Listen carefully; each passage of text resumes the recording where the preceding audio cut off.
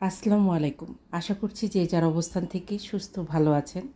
আলহামদুলিল্লাহ আমরাও বেশ ভালো আছি। সময় যতই বৈরী অবস্থায় থাকুক না কেন, আমাদের কিন্তু ৩ বেলা ঠিকই খেতে হয়। আর ৩ বেলা খেতে হলে অবশ্যই হেসেল বা কিচেনে যেতে হবে। আমন্ত্রণ জানাচ্ছি দিলরুবার হেসেলে, সাথে থেকে আমার আজকের রেসিপিটি দেখার জন্যে। আমি এখানে বেশ বড় সাইজের চিংড়ি মাছ নিয়েছি, লম্বা লম্বা পা দেওয়া চিংড়ি মাছগুলো। এখানে ১২টা চিংড়ি মাছ ১ কেজি হয়েছিল। মাছগুলো বেশ বড় ছিল। এই মাছটাকে মালাইকারি করতে পারলে ভীষণ ভালো লাগতো, কিন্তু ওই যে বললাম খেতে হবে তাই রান্না করা, সেই আয়োজন করে রান্না করার ইচ্ছে নেই। প্রত্যেকটা মাছের মাথার পেছন থেকে কাঁচি দিয়ে কেটে এবং লেজের আগায় একটা চিকন সুচারু অংশ থাকে, সেটা কেটে দিলে সুন্দরভাবে রগটা বের হয়ে যায়। খুব পরিষ্কার করে রগ এবং ময়লা ফেলে ধুয়ে নিয়েছি। কড়াইতে তেল দিয়ে আমি ২৫০ গ্রামের মতো পেঁয়াজ ভেজে নেব।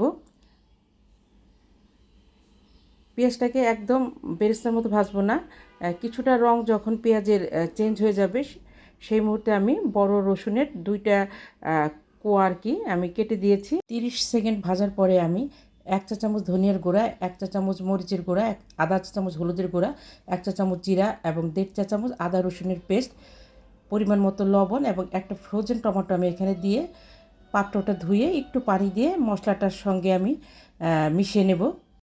একদম নতুন রাঁধুনি এবং ব্যাচেলার ভাই বোন বন্ধু যারা আছেন, তারা অনায়াসেই এই রেসিপিটি দেখে এইরকম মজার একটি চিংড়ি মাছের ভুনা তৈরি করে নিতে পারবেন। মশলাটাকে ঠিক এইভাবে কষিয়ে যখন তেল ছেড়ে দিবে, সেই সময় আমি ১ কাপ উষ্ণ গরম পানি দিয়ে মশলাটাকে আবার কষিয়ে নেব। চিংড়ি মাছ বেশিক্ষণ রান্না করা যায় না, কাজেই মশলাটাকে খুব ভালোভাবে কষিয়ে নিতে হবে। যেহেতু এখানে আমি আদা রসুনের পেস্ট দিয়েছি, মশলার কাঁচা গন্ধটা দূর করার জন্য আমাকে খুব ভালোভাবে কষিয়ে নিতে হবে।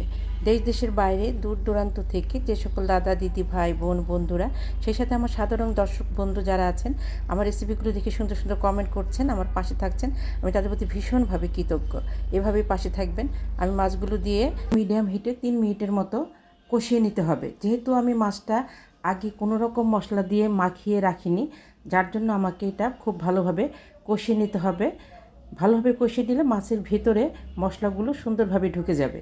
আমি এটা ঢেকে প্রায় ৪ মিনিটের মতো রান্না করেছি।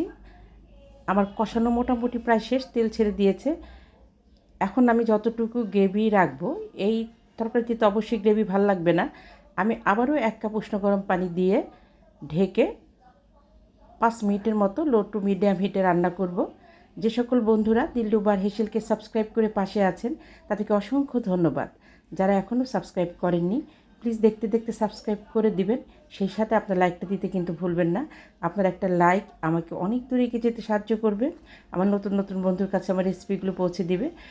আমি নিজেও নতুন, তারপরে নতুন বন্ধুদের প্রতি রিকোয়েস্ট থাকবে অবশ্যই কমিউনিটি বা নতুন রেসিপিতে নক করবেন, যাতে খুঁজে পেয়ে ব্যাগ দিতে সুবিধা হয়। পুরনো রেসিপিতে নক করলে খুঁজে পেয়ে ব্যাগ দেওয়া যাচ্ছে না। আমি 3টা এলাচি ছেঁচে দিয়েছি, 4-5টা কাঁচামরিচ দিয়ে একটু নেড়ে চেড়ে খুব সামান্য চিনি দেবো। এটি ইচ্ছে করলে স্কিপ করতে পারেন, তবে একটু সামান্য চিনি দিবেন, টেস্টের ব্যালেন্সটা খুব সুন্দর আসে। একটু ভালো নেড়ে চেড়ে আমি গ্যাসের ফ্লেমটা বন্ধ করে ৫ মিনিটের মতো দমে রেখেছিলাম। টোটাল মনে হয় আমার ১৩-১৪ মিনিটের মতো লেগেছে মাছ দেওয়ার পরে রান্না করতে।